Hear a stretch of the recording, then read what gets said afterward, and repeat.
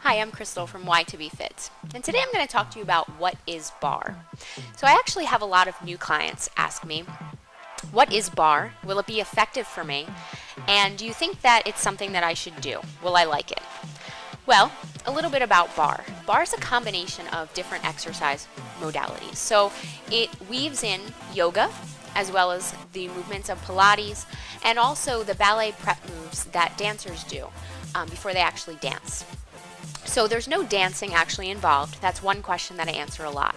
You're actually just doing the moves at the barre that dancers do to strengthen their body so they're able to endure dancing for a long period of time. So what's different about barre as opposed to other different types of strength training? So the most common type of strength training that you'll see in the gym is actually strength building or bodybuilding or weightlifting type exercise. And this is where you're training the muscles to actually get larger. So you want to be able to lift an amount of weight, a really heavy amount of weight one time without releasing it down. And this causes the muscles to grow larger. Something like barre is a little bit different because we're not using heavy weights or training the body to lift large amounts of weight. We use weights in barre, but usually they're between 1 and 5 pounds. We never go above 5 pounds in barre because we're actually training something called muscular endurance instead of muscular strength. Yes, you'll get stronger doing barre, but it's a different type of strength. So the muscles will become toned and more defined, but they're not going to grow bulkier and a whole lot larger. The reason for this is because we're doing a high number of reps with a low amount of resistance. Resistance meaning weights that we're holding or the type of exercise that we're doing.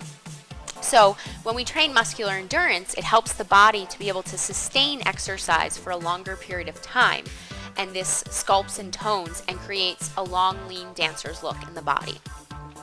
In barre, we do a lot of what's called isometric movements, and these are movements where we're using the weight of the body and tiny pulsing motions to work the joint in all ranges of motion. So we're not just creating a strong, lengthened muscle, we're creating a functioning muscle, which is really important if you have any types of joint issues. And this is why barre is considered a low impact exercise. So if you're asking if barre is right for you, I would say barre is right for you if you're looking for a low impact type of exercise where you're able to build strength, sculpt and tone the muscles, but you're not looking to get bulkier. So if those things sound like something that you'd be interested in, then I would definitely say that barre is something that you should try out. I'm going to demonstrate two different moves for you today, so you get an idea of what barre actually looks like. So if you come to a stability position, so what I mean by a stability position is come to a barre if you have one. If you don't have one, you can come to a countertop, or you could come to a chair, the back end of a chair. So you're going to bring your hands onto the barre, stepping an arm's distance away, meaning you want long, lengthened arms. Your feet are together, your ankles and your knees are together, your navel's into your spine. So something that's really important in barre is your alignment. Barre actually helps to train your posture, and that's because when we're doing barre exercises, we're doing them in a perfected posture during the exercise. So if you turn your toes out 1 to 2 inches, keep your heels together, soften your knees, so you want a sponginess in the knees. Bring your hands onto your hips, so one finger is in front of the hip bone, and the other, the thumb side, is behind the hip bone. Draw your navel into your spine. So when we practice barre, we want to have a neutral pelvis. So I want you to get an understanding of what that actually means.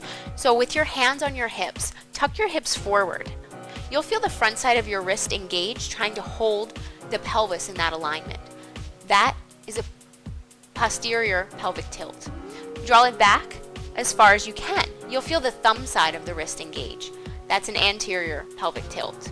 Draw the pelvis back to a neutral alignment, so somewhere between the front and the back, where you don't feel the wrist engage on either end.